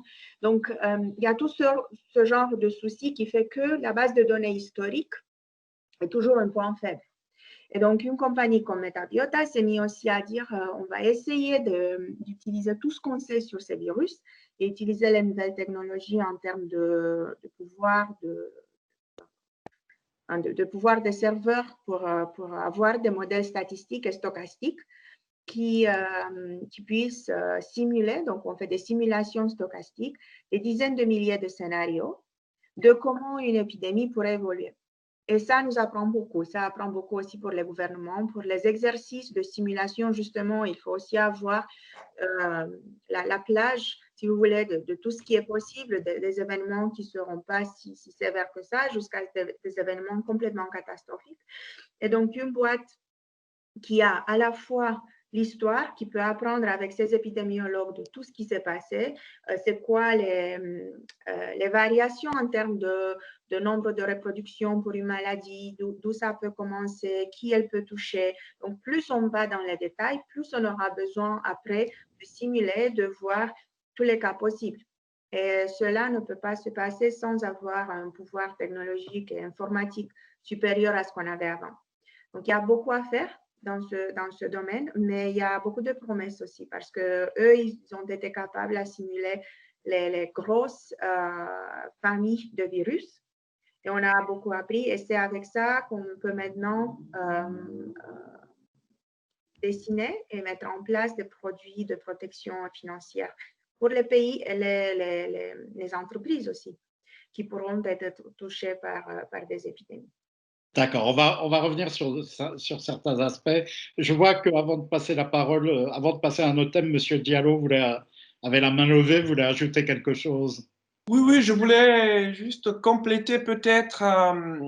Il y a par exemple le Allen Institute qui est juste aussi une boîte labo autour, qui a compilé la littérature scientifique autour du Covid et qui a mis à disposition dans le domaine public cette compilation et plusieurs aujourd'hui projets travaillent justement sur ces données. Ce sont des données de la littérature scientifique, textuelle. En général, il faut utiliser des technologies d'IA, en particulier de traitement du langage.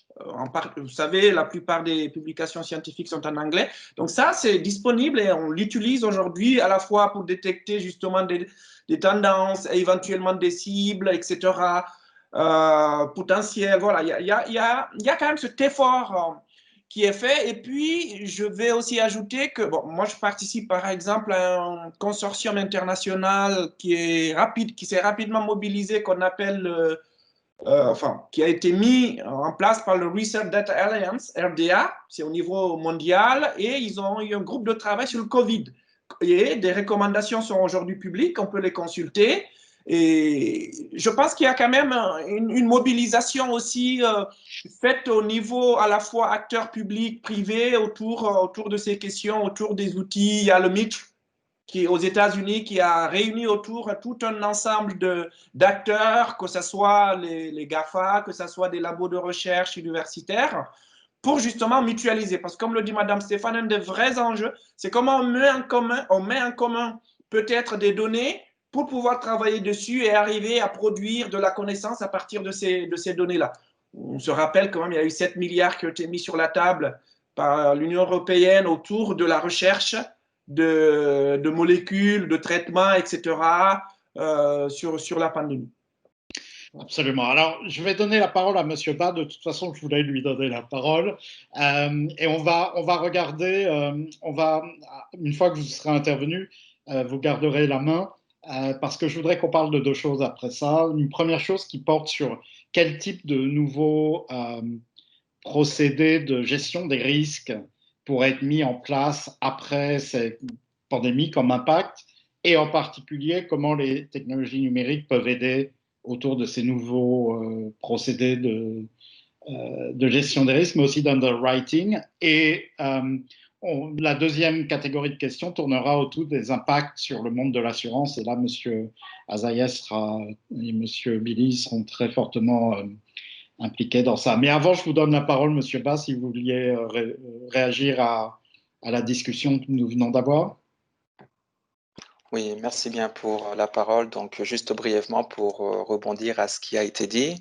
Bon, c'est vrai que la modélisation des maladies, c'est une voie pour combler le manque de lacunes de données historiques. Donc, on essaye de prédire dans un avenir proche quel serait l'impact de telle ou telle intervention sur l'évolution d'une épidémie. Donc, c'est des outils qui sont intéressants et qui ont fait leur preuve pour certains gouvernements qui, d'après ces modélisations, ont pu prendre conscience de la gravité de la situation et ensuite prendre des mesures correspondantes, surtout au niveau de l'Europe, au tout début de l'épidémie. C'est vraiment la communauté de recherche scientifique à travers les modélisations qui a pu alerter au plus haut niveau que quelque chose se passe et qu'il faudra prendre des décisions très importantes de façon à casser la chaîne de transmission du virus. Donc, avec le CDC Afrique, l'Union africaine, donc les centres africains de gestion et de contrôle des maladies, nous avons eu l'occasion de développer un modèle pour le coronavirus COVID-19. Donc, dans ce modèle-là, on peut estimer quel serait l'impact d'interventions non pharmaceutiques sur l'évolution de la pandémie pour tous les pays de la région Afrique. Donc, si un gouvernement, par exemple, met en place des restrictions au niveau, par exemple, du mouvement des populations entre différentes régions, un couvre-feu, la fermeture des marchés ou des écoles, quel serait l'impact de la maladie sur différentes catégories de population, quelle serait l'évolution de cette épidémie-là. Donc, c'est un outil qui est disponible et qui est mis à disposition des différents États membres de l'Union africaine. Mais le gros point faible de tout ce qui est modélisation, c'est vraiment la qualité des données au départ.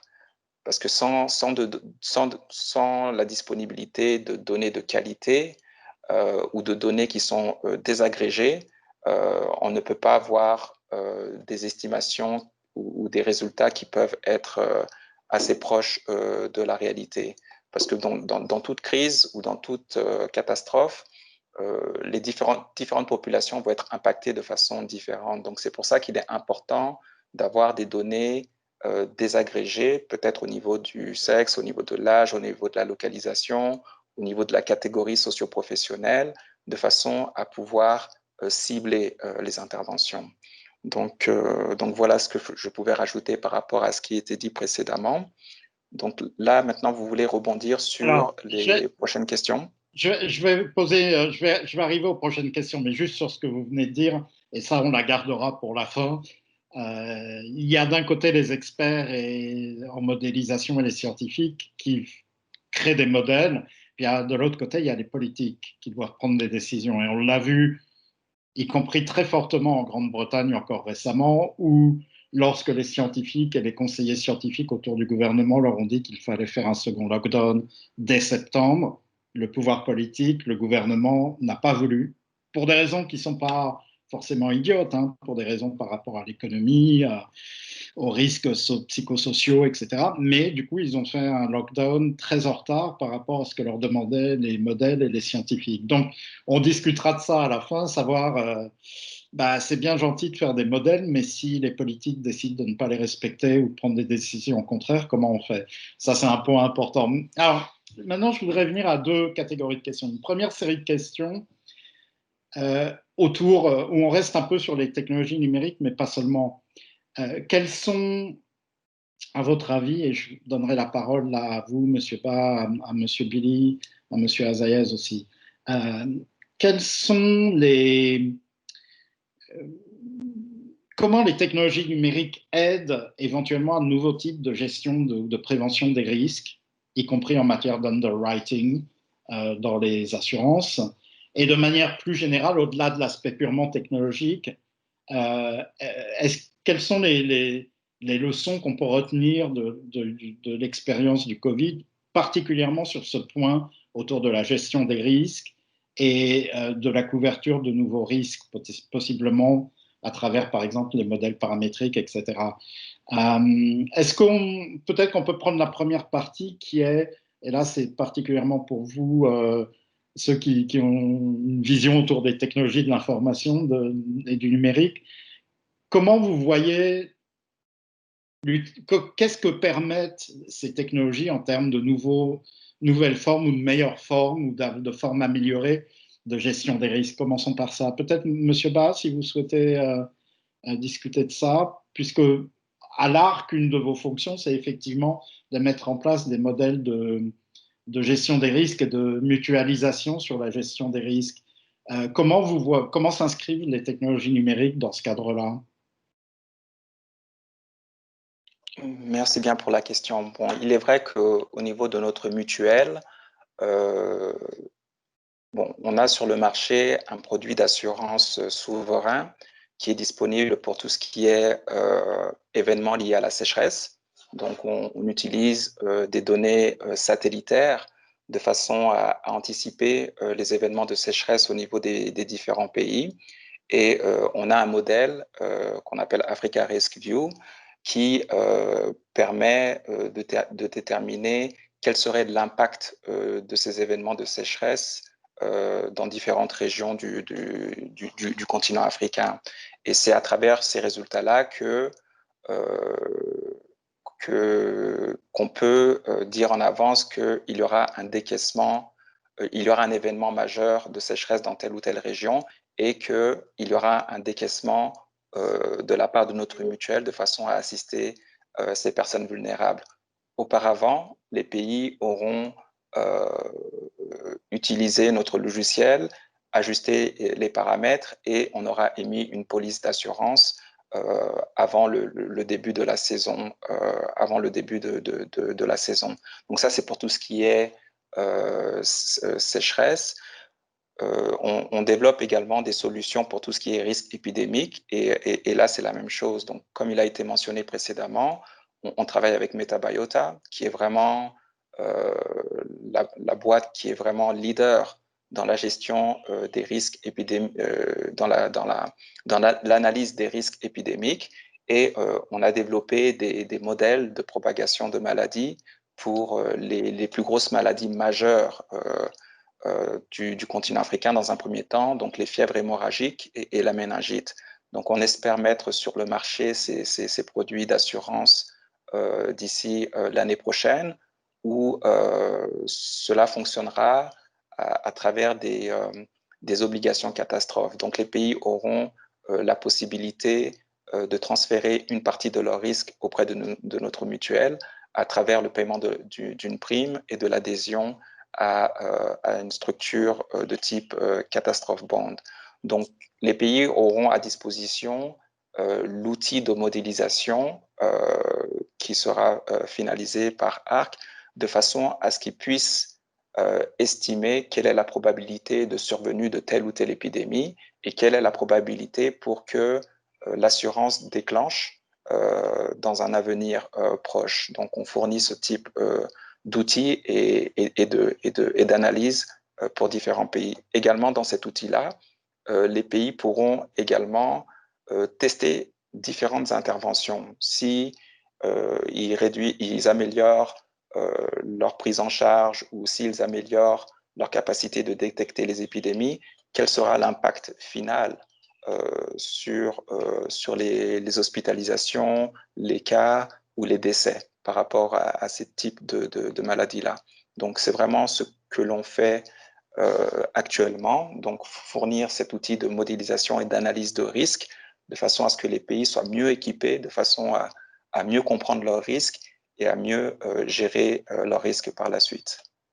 D'accord, merci. Alors, je vais demander, sur cette base-là, je voudrais demander à M. Azaez et M. Billy leur vision autour, puisque ce sont les représentants du monde de l'assurance directement dans ce panel, d'une certaine manière. Quels sont, d'après eux, les enseignements par rapport de ce qui s'est passé de cette crise par rapport effectivement à la gestion du risque, peut-être de nouveaux risques, mais aussi par rapport peut-être aux nouveaux procédés ou aux améliorations autour de l'underwriting pour les rendre plus live, je dirais. Désolé pour le franglais. Et puis, dernière question, qui celle-là sera spécifiquement pour M. Azaez. Quelle est sa vision autour des conséquences du Covid par rapport aux structures du secteur et et en particulier aux différents intervenants de l'écosystème, assureurs, agents, courtiers, etc. Mais je vais d'abord donner la parole à M. Billy sur la gestion des risques, puis à M. Azaïez, et vous garderez la parole pour la dernière question. M. Billy, oui, sur merci. la gestion des risques et les nouvelles. Pas de problème. Vous m'entendez tous bien? Très bien. Bon, alors j'ai relevé deux points que vous avez cités, monsieur. La gestion des risques, permettez-moi de parler de risk management et l'underwriting. Comme vous le savez, dans la chaîne vertueuse de l'assurance, il y a d'abord le risk management et ensuite l'assurance. Et la difficulté, bon, c'est un principe de base, mais il me paraissait utile de le souligner, simplement pour remettre en avant l'importance du risk management. Tout à l'heure, j'ai dit qu'un des enseignements de la crise, ça aurait été de forcer un certain nombre de pays ou d'entreprises qui croyaient modérément au risk management que c'est un point important. Le risk management, ça peut être par exemple la cartographie des risques. Je ne sais pas si vous êtes familier avec la cartographie des risques, le risk mapping en anglais.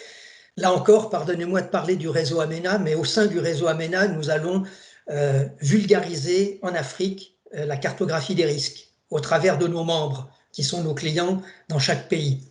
Je ne veux pas entrer dans les détails, mais ça c'est un point important, puisque qui dit risk management dit cartographie des risques. Et dans la cartographie des risques, je ne parle pas des risques assurables, je parle des risques non assurables, comme les pandémies, comme les risques environnementaux, comme les risques sociaux, comme les risques concurrentiels. Et bref, une analyse à 360 degrés des risques que les entreprises n'assurent pas et qui pèsent sur elles. Bon, je vais m'arrêter là, simplement pour dire que le risk management, c'est en fait, le problème c'est qu'il y a un monde de différence entre le risk management et l'underwriting, même si intellectuellement, on peut comprendre qu'ils seraient liés. Mais le problème, c'est, puisque l'un est la conséquence de l'autre, d'une certaine manière. Mais le problème, c'est qu'ils sont pratiqués par deux gens qui ont des intérêts opposés. Le risk management, c'est d'abord l'affaire des entreprises assurées.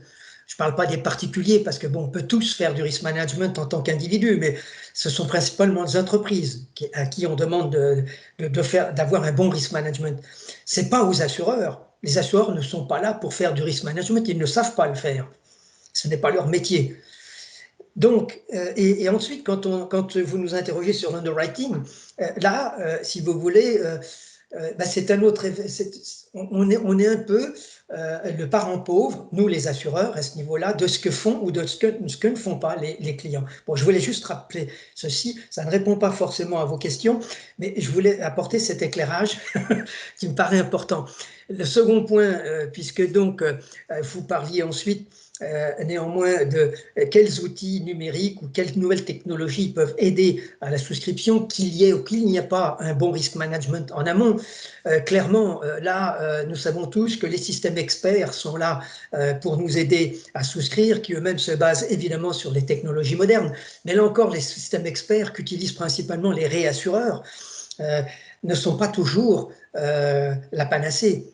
Parce que un réassureur analyse le portefeuille d'une compagnie d'assurance et là, effectivement, les systèmes experts peuvent être utiles. Mais l'entreprise Total ne sera jamais l'entreprise Shell pour prendre des géants des hydrocarbures. Et là, ce n'est pas un système expert qui permettra à un quelconque assureur, quelle que soit sa qualité, de juger de la qualité et de l'assurabilité, si j'ose dire, de ces deux entreprises.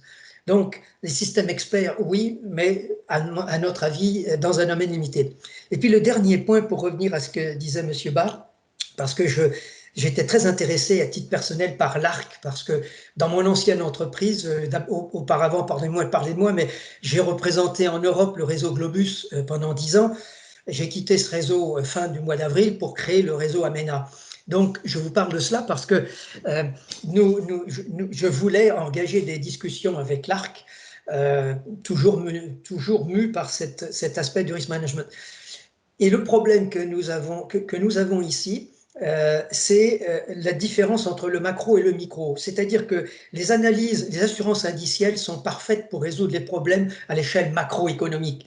Et comme le disait M. Bas, en fait, ce sont des solutions souveraines parce qu'effectivement, elles s'adressent aux États. Et là, c'est parfait.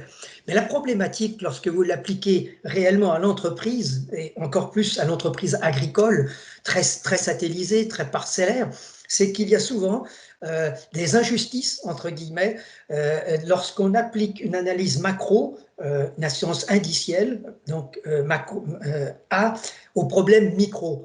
Parce qu'on a des données globales, mais la donnée spécifique, par exemple, j'avais fait une étude au Maroc pour une entreprise sucrière qui voulait pérenniser les revenus donc des agriculteurs qui ne voulaient pas produire de betteraves, et donc pour les inciter, avait mis sur pied une assurance indicielle, il y a de ça une petite dizaine d'années.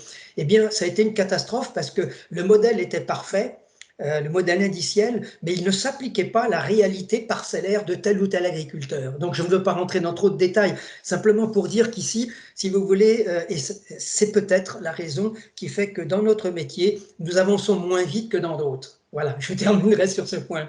Avant de donner la parole à M. Azaïel, juste sur ce point-là, et vous m'excusez pour une minute, vous savez que les technologies numériques, je suis un grand supporter des technologies, de l'utilisation des technologies numériques, du fintech, de l'insurtech, mais on a des exemples, par exemple au Mali, et je pense que la personne qui décrivait le marché malien en parlait tout à l'heure, d'une petite société qui s'appelle Oko, qui a fait des choses très intéressantes avec Orange Mobile au Mali, pour commencer, sur l'assurance agricole, et ça marche très très bien, et c'est en partie, ça utilise en partie des assurances indicielles et des assurances paramétriques, et il y a plein de choses très intéressantes autour de ça.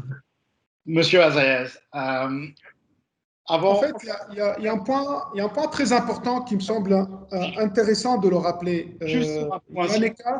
Juste une seconde. Monsieur Qui parlait des risques non assurables tout à l'heure, mais est-ce qu'il y a encore des risques non assurables? Et j'aimerais que vous nous parliez un peu de votre vision autour de ça. Je vous donne la parole. D'accord. En fait, je voulais dire qu'il y a un écart énorme entre ce que pensent ou prévoient, bâtit les scientifiques et puis les chercheurs dans leur bureau, les politiques dans leur bureau, et ce que nous vivons concrètement sur le terrain. Ces écarts-là sont à rapporter aussi après par rapport aux spécificités des secteurs d'activité, des pays, des économies, des continents, parce qu'il y a beaucoup d'autres paramètres qui vont jouer pour faire qu'aujourd'hui, on a l'impression que la crise que nous vivons et qui est universelle, en fait, n'est pas la même au niveau des différents pays, au niveau des différentes économies, au niveau des continents, et son impact n'est pas le même. Ça, c'est une réalité. Au niveau de l'impact des nouvelles technologies, pour revenir à cela, effectivement, ça a été très utile parce que sans ces avancées technologiques aujourd'hui, je pense que l'impact aurait été, comme je l'ai dit tout à l'heure, beaucoup plus important. Mais qu'est-ce que ça nous a permis de faire, nous, les assureurs, en tout cas les assureurs en Afrique de l'Ouest et en Côte d'Ivoire généralement? C'est juste de poursuivre en fait notre activité avec des possibilités qui sont en avance par rapport à certains pays, comme le mobile payment est là même sur le continent européen ou sur d'autres possibilités, même s'il y a des moyens technologiques aussi qui permettent de faire la même chose, mais pas forcément en utilisant la même technologie, et les échanges en fait qui nous ont permis de maintenir, de mettre en application nos plans de continuité d'activité, de continuer à travailler, à échanger avec nos agences, nos courtiers, nos clients, à payer nos sinistres. Mais cela a une limite. Cette limite, elle est d'abord technologique parce que nous n'avons pas une égalité au niveau des connexions qui couvrent tous les secteurs, toutes les régions d'un même pays et puis même tous les quartiers d'une même ville. On a un problème par rapport à cela, et donc ça freine l'impact de la technologie dans la gestion de cette crise. Et puis la législation pour certains types de contrats, aujourd'hui on ne peut pas les contractualiser de manière totalement électronique. Donc le papier intervient toujours. Donc ce que nous avons fait ici, par exemple en Côte d'Ivoire, je le vois au niveau de tous mes confrères, tout le process se fait à distance. par des échanges électroniques, mais après la contractualisation où le paiement du sinistre devrait forcément se faire par un contact humain. Et c'est là où on atteint les limites de nos modèles actuels. Mais c'est intéressant de parler de ce que nous venons de vivre. Mais le plus important, c'est de dire aujourd'hui, qu'est-ce qu'on fait? Qu'est-ce qu'on fait? Parce que c'est là le problème aujourd'hui. Nous ne sommes pas en train d'agir, que ce soit au niveau du secteur en Côte d'Ivoire, au niveau de la FANAF, au niveau de l'OA, au niveau du continent ou à tout niveau. Qu'est-ce qu'on fait si la crise dure 2 mois, si la crise dure 6 mois, si la crise dure 3 ans? Aujourd'hui, on parle des gens disent 2025, 2026, 2020. On ne sait pas exactement combien ça dure. Et on n'est pas en train de prendre des dispositions urgentes pour dire, voilà, à partir d'aujourd'hui, on se donne tel délai pour que les choses évoluent, qu'on puisse, si jamais la crise se poursuit, travailler autrement. La souscription aujourd'hui à distance, elle est possible dans des petits risques, mais elle n'est pas possible pour les gros risques. Elle n'est pas possible pour assurer, comme l'a dit M. Billy, des géants de l'hydrocarbure ou des géants industriels. Il faut des visites de risque, il faut être en contact avec les clients, il faut échanger sur certains détails, il faut voir exactement l'avancée du risk management chez le client. Et ça nécessite encore, malheureusement, des contacts. Ça peut se faire par vidéoconférence, mais quand il faut aller inspecter, parce que le réassureur l'exige, inspecter les installations et tester les installations du client en termes de lutte contre l'incendie ou d'autres risques, il faut être sur place. Et donc, aujourd'hui, il y a une limite, il ne faut pas la technologie, ça va permettre de résoudre le risque du particulier, ça va permettre avec les e-constats, avec tout ça, de résoudre les déclarations à distance, de résoudre certains types de risques, mais ça ne peut pas couvrir l'ensemble de notre métier. D'autant plus qu'au niveau des assurances, en fait, et puisqu'on a tous brandi l'exclusion des risques pandémiques dans nos contrats,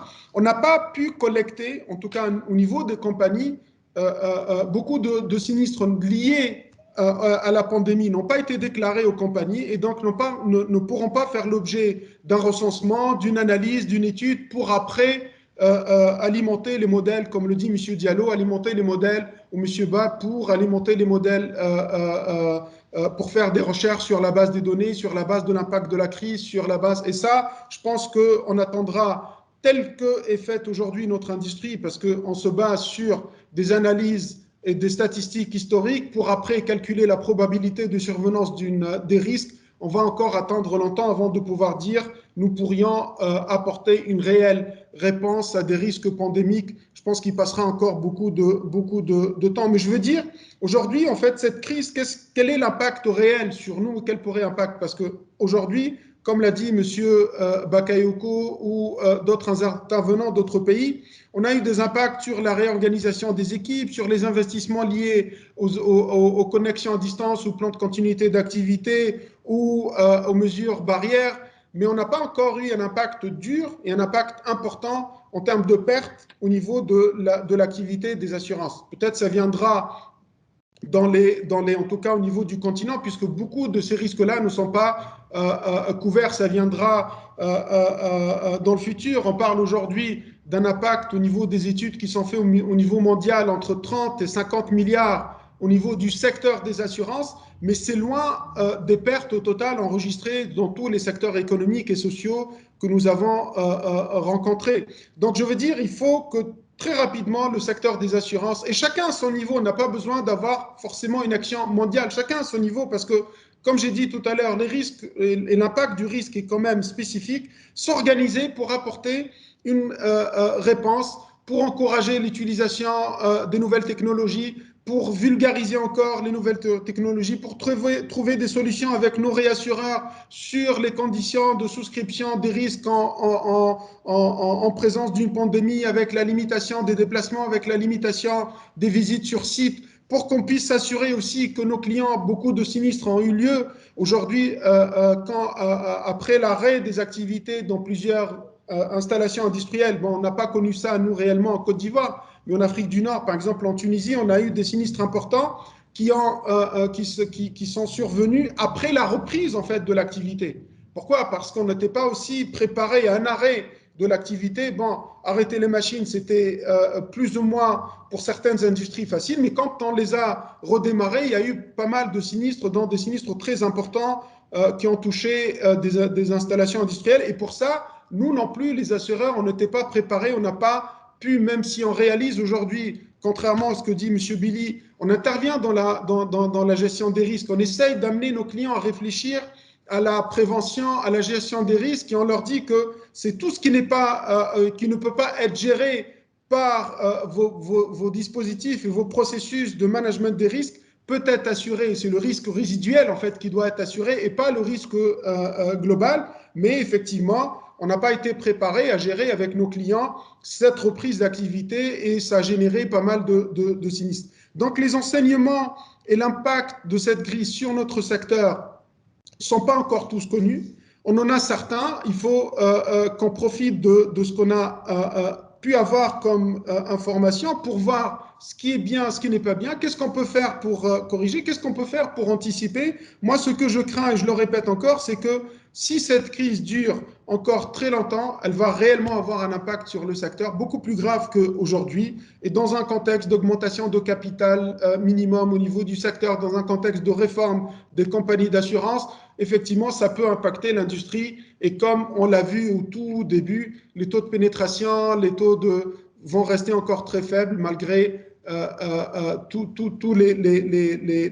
taux de croissance et le potentiel de croissance et d'évolution que nous avons au niveau de nos économies. Merci beaucoup. Alors, je vais ouvrir parce que j'essaye de rattraper aussi un peu le temps que nous avions perdu. Je vais ouvrir à voir s'il y a des questions de l'audience, mais juste avant ça, juste pour vous dire, peut-être que votre vision autour des technologies est un peu... j'ai pas les yeux de la gazelle par rapport aux technologies, mais un peu quand même. Et je pense qu'il y a beaucoup de choses qui peuvent se faire avec les capteurs, les sensors, avec effectivement le mobile, la vidéotransmission, qui permettent de controller, y compris dans des environnements industriels. Des investissements très importants. Pas forcément. Mais c'est des investissements très importants. Nous, on parle d'une crise qui est installée aujourd'hui. Comment faire? On est en phase de renouvellement de nos contrats. Comment on fait aujourd'hui? Nos clients et nos équipes ne sont pas encore prêts à cela. Et c'est ce que je veux dire, en fait. Il faut tout de suite qu'on se mette au travail pour anticiper la durée ou un rallongement de cette crise à 2022, 2023, 2025, comme le disent certains analystes, puisqu'on ne sait pas réellement sur quel pied danser. Il y a des manières assez passives de récupérer des données sur lesquelles on peut travailler. Tout à fait. Bon, il y a plein de choses dont on va parler dans les autres panels aujourd'hui et demain qui rejoignent y compris les aspects de réforme juridique et réglementaire qui vont avoir un rôle très important autour de ça. Alors, je vais ouvrir pour 5 minutes, comme ça on peut récupérer le temps et on sera à peu près dans les temps. S'il y a des questions dans l'audience, vous pouvez prendre la parole l'un après l'autre. On va dire pas plus de 3-4 questions. Si qui que ce soit souhaite poser des questions, c'est maintenant. Ça n'a pas l'air d'être le cas. Je ne vois pas de main levée. Ou... Monsieur Azaev, vous vouliez dire quelque chose? En fait, il y a, dans les échanges qu'on a eus avant la conférence, il y avait aussi un point que vous avez abordé et qu'on n'a pas abordé aujourd'hui, c'est l'impact de cette crise sur les réseaux de distribution.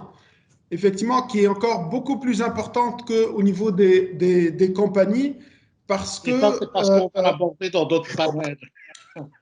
D'accord, ok. Donc, ça, allez-y, vous avez quelques minutes. Mais très rapidement, en fait, puisque l'impact le plus important aujourd'hui qui a touché le secteur, puisque la crise est arrivée après le début de l'année, donc on avait renouvelé la majorité des contrats, mais l'impact le plus important, c'était sur le recouvrement. Et le réseau de distribution donc s'est trouvé beaucoup plus touché que les compagnies, puisque ces réseaux de distribution ne peuvent pas toucher leur commission qu'après encaissement de la prime. Et là, on a vu dans certains marchés, il y avait eu des actions très structurées pour accompagner les réseaux, dans d'autres non.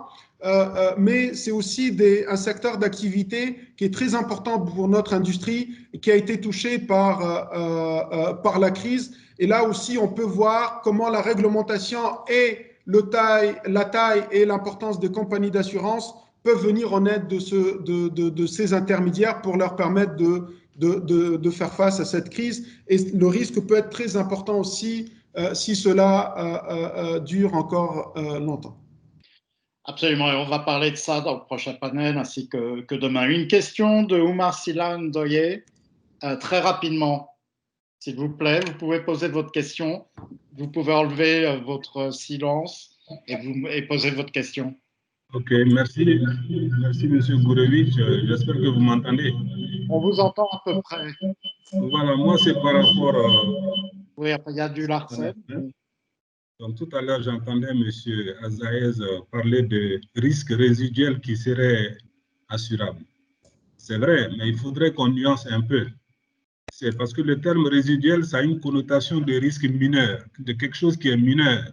Mais c'est vrai que dans le processus de risk management, une entreprise peut prendre des mesures internes de prévention, de protection, et c'est au-delà de ça maintenant que le volet assurance intervient. Mais les risques assurables, ce n'est pas tant résiduel, parce qu'en réalité, c'est des risques qui sont caractérisés par une fréquence peut-être faible, mais en intensité, c'est très élevé et c'est susceptible en réalité de compromettre la survie de l'entreprise. Donc, j'interviens pour dire que ce terme résiduel-là, il faudrait peut-être ne pas le comprendre comme un risque qui ne serait pas important. C'est bien entendu le contraire. Donc, c'était un peu le sens de mon intervention. Merci. Merci, M. Ndoye. Dernière intervention, parce qu'après, on doit vraiment s'interrompre. Monsieur Billy, et après, on arrête le panel pour aller manger et on revient à 13h30. Monsieur Billy, très rapidement. Ce sera très court. Je voulais simplement dire à Monsieur Azaé que je n'ai pas dit que les assureurs ne faisaient pas de risk management. J'ai dit, avec emphase, et je le redis, que le risk management débute chez les clients. C'est ça que j'ai dit. Non, mais c'est pas ça. Là, s'il y a un peu de débat, il faut que... Est-ce que la personne qui parle peut se mettre sur silence? Merci beaucoup. Bon, mais écoutez, je vais devoir interrompre. On est à peu près dans les temps, donc merci à vous pour ce bel effort. C'était un panel très intéressant. Je tiens à tous et toutes vous remercier et j'espère que vous pourrez rester connectés avec nous pour le reste de la conférence. Je vous remercie infiniment. Nous allons faire une pause jusqu'à 13h30. On reprend la conférence à 13h30 et comme ça, on est dans les temps. Donc, merci de votre effort et merci pour ce panel passionnant qu'on aurait pu continuer encore, mais on y reviendra probablement d'une manière ou d'une autre. Merci à vous toutes et vous tous. Merci. À bientôt. Merci. Merci.